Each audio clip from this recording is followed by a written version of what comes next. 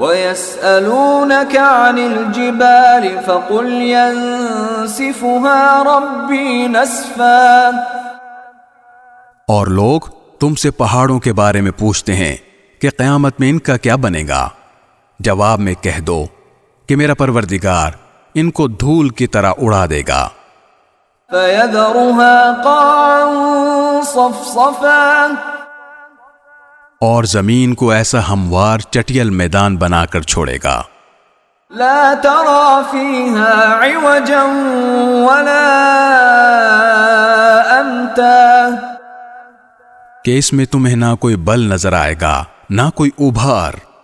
يومئذ يتبعون الداعي لا عوج له وخشعت الأصوات للرحمن فلا تسمع إلا همسا۔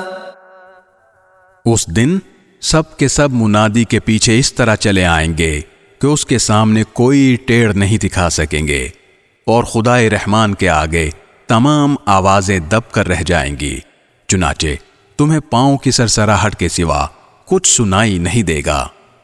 يومئذ لا تنفع الشفاعة إلا من أذن له